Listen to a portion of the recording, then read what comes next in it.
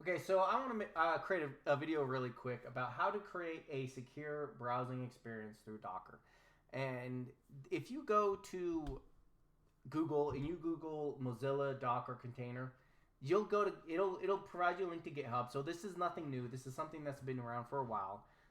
There's already something in GitHub where you can just download it and run it, and it'll be fine. Uh, and I looked into it, but I had some concerns about it because it did have a persistent volume, and it was storing data onto that persistent volume, which for me personally is something I want to avoid entirely, because I want nothing to be saved on my computer about what I'm doing in the browser, right? That I want the moment I close that browser, I want everything to be destroyed completely, which is what you can get using a Docker container as long as it doesn't have anything being stored on any kind of persistent volume.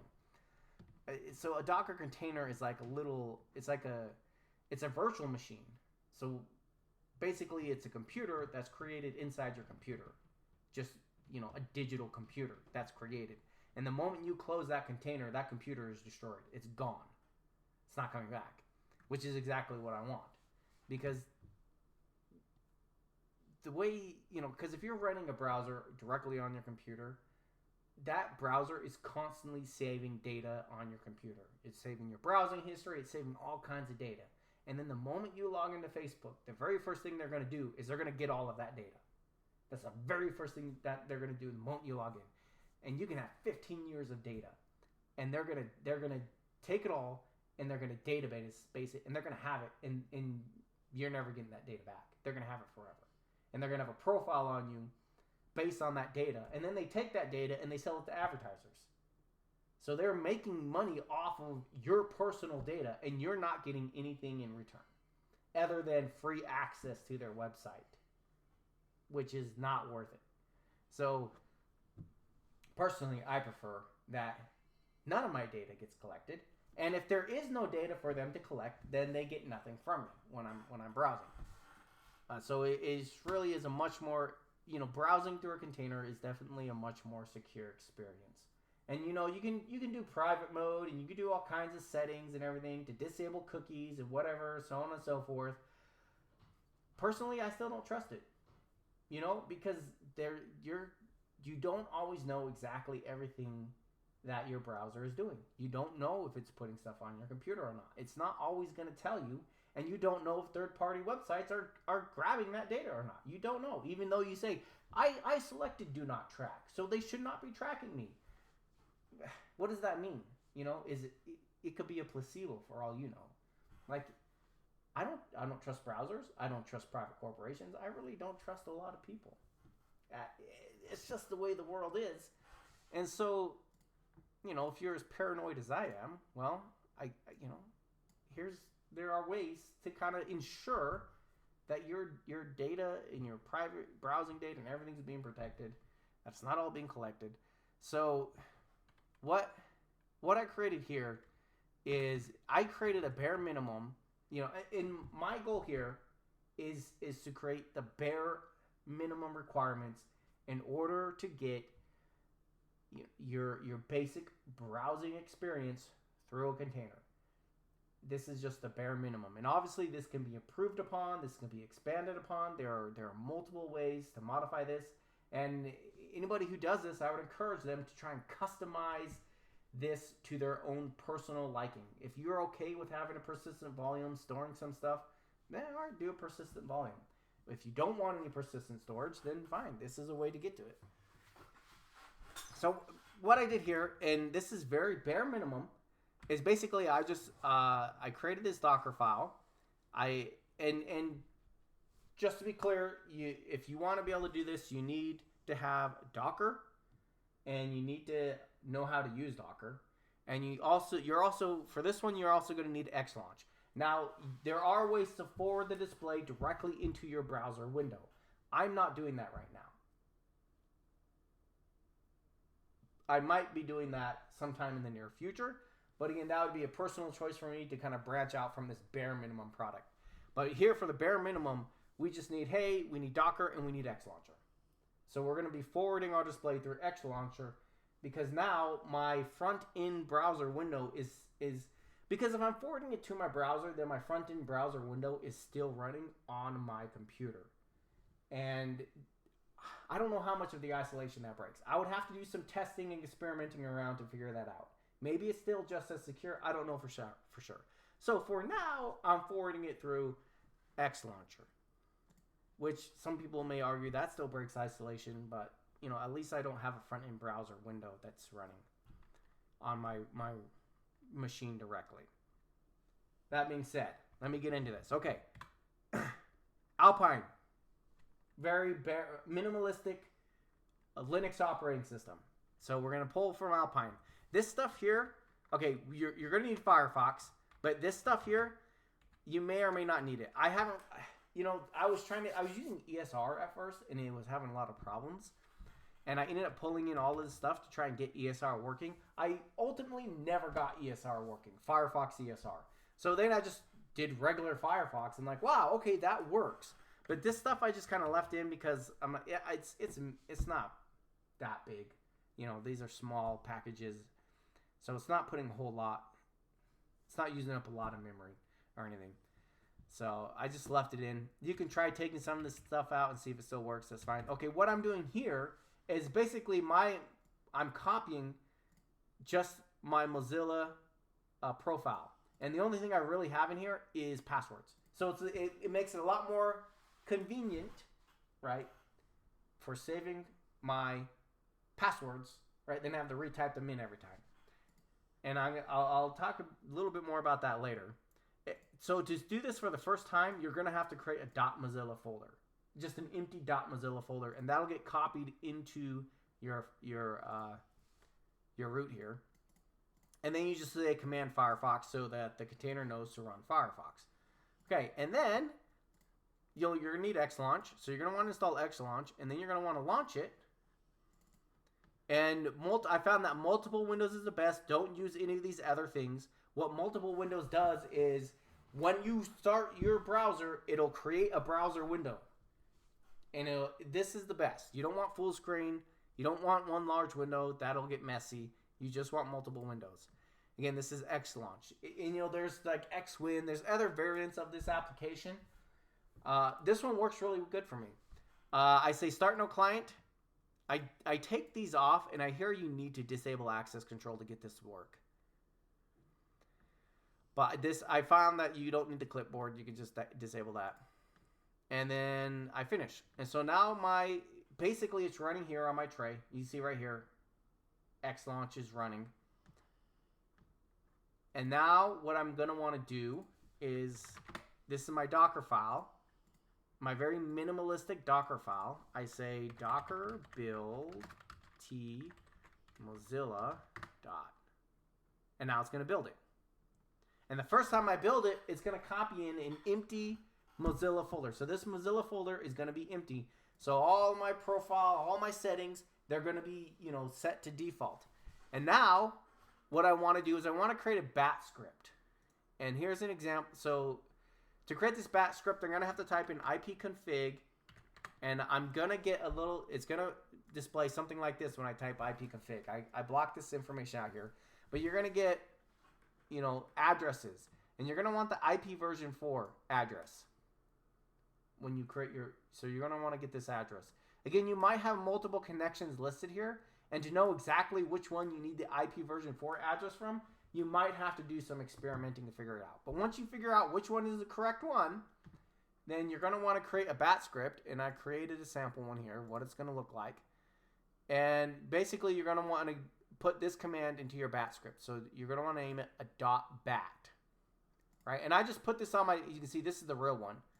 This is the sample one. And I just leave it on my desktop. So once I've built this, I have this built, and once I have Xlaunch running, then all I do is double click on the script and it should run it. And it's going to look like this. This is the IP version 4 address that you pulled from ipconfig. That's what this is going to be here. And then you're going to want :0. Generally, it's 0 unless your Xlauncher is doing something different. It should just be 0. So IP version 4 address here, and then 0. And that's what the script is. So I've built my container. I've launched Xlaunch, and now and there we go. And then the first time you're running it, very first thing you're going to want to do is you're going to want to set your settings, right? So you go into your settings. One thing you're going to want to do, I would strongly suggest, is you use a primary password. What this does is it's going to encrypt your passwords. So because if you don't encrypt your passwords are being saved on your hard drive, and anyone who has access to your hard drive can go into your password file and get access to all your bank accounts. If you have your bank account saved in your passwords file, they can go into your password and get access to all your bank accounts. Get access to everything you've looked at, everything you've done, all your accounts they have access to. So I always, it's kind of annoying because then you got to type in a password every time you start your browser. But to me, it's worth it because all my passwords are encrypted. So that's one thing you're going to want to set. You're going to want to go through, set your settings however you want them, right? Set this up to do exactly what you want it to do. And then once you get that done, again, remember, this is going to be the very first time you run it. So once all of that's done, then you're going to want to go, like, let's say I go to NBCnews.com, and let's say NBC News required sign-in. So I go, actually, I think they can do they do sign-in? Okay. Yeah, they have a sign-in here. So let's say I create a sign-in, right? And I say whatever, and, I have my sign-in for NBC News. I sign in, and then when I do the sign-in, it's going to say, hey, do you want me to save your password? Again, if you want your password saved, then just say yes. If they're encrypted, you should be okay. And then you go to again, very first time, you go through all the websites that you want to use for quick sign-in, and you just go and you sign in. You go to Google, right? And this works great. You can do Google searches here. What is my name? What's my name from this? Okay. Yeah, it works. It works. And it's a little sluggish because I'm running it through X Launcher. So it can be a little sluggish at times. But to me, it's worth it. One thing I'm going to try is I'm going to try and forward it directly to my browser. I'm going to do some checking to make sure that it's actually secure.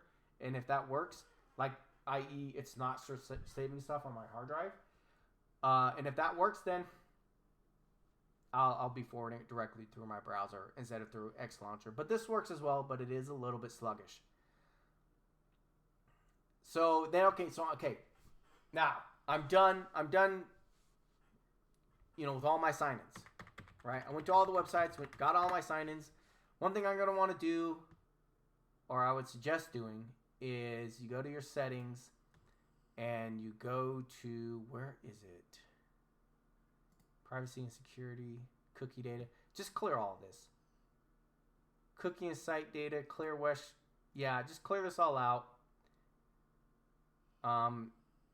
Your passwords should be saved separately from this. I haven't experimented with it actually, but I think your password should be saved separate from your cookie site data.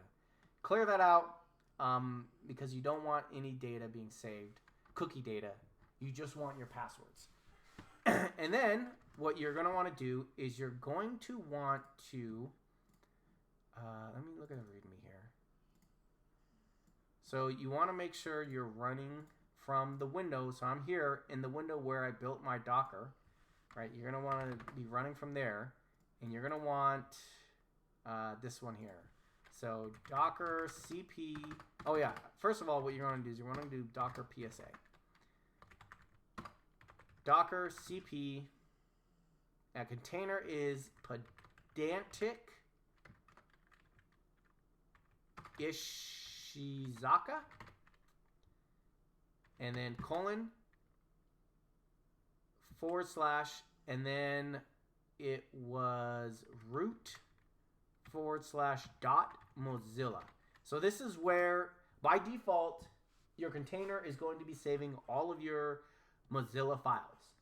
Okay, and then you're just going to want to say period. So basically, hey, get everything from root.mozilla and then just save it onto my computer here. And you do that, and basically what it did is it just took, so let me delete this just to show you. And you see it took that Mozilla file, it pulled it out from the container, and then it put it onto my hard drive here. Again, That should be fine as long as you're not saving any cookie data. That should be fine. If it's just your passwords, then it should be fine. And so now, what I'm going to want to do, after I've got all my settings set, I got all my login saved, got it all saved, I'll close this, and now that container is destroyed. It's gone. Right? Everything, all the data that was in there, it's gone. Except for what I pulled out and saved intentionally, which is this .mozilla. And then I'm going to want to come back here, and I'm going to want to build it again. Docker build /t Mozilla dot. And so now that I'm rebuilding it, what it's going to do is going to take this Mozilla and it's going to put it, because of this Docker file command I had here, this one here, it's going to take this and it's going to put it into that container. And now, when I run it again from here, whatever login I had, like if I had my MVC login, it'll let me log into MVC. What it's going to do is they're going to ask for my password that I set when I set my master password. And then after I put that password in, any website I go to that has a saved login, then it'll automatically fill in that login. So to me, that's the only thing I want saved is my logins. And that's okay as long as my logins are encrypted. If you have your master password set, your logins will be encrypted. So that means you should be good. And that means you're not going to lose the experience, which is a huge benefit to be able to just automatically log into websites. As long as the only thing you're saving is your login data. And then, now that my login data is the only thing saved, if I go to Google, right, I'm like, oh, okay, let me go to Google. Very first thing Google's going to do is like, oh, look at his browsing history.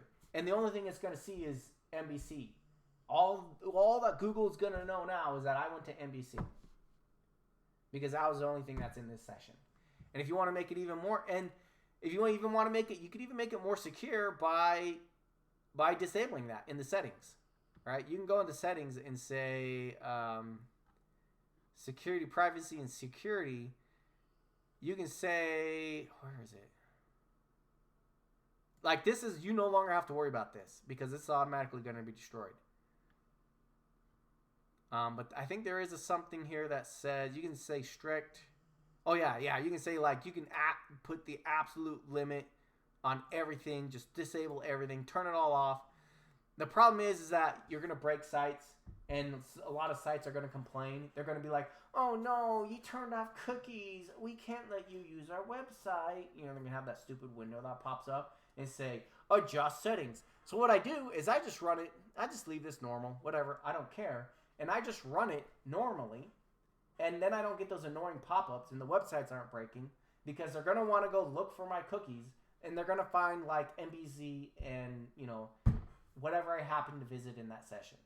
So they're going to have very, very limited information. And I'm not going to get those annoying pop-ups saying like, oh, you broke our website.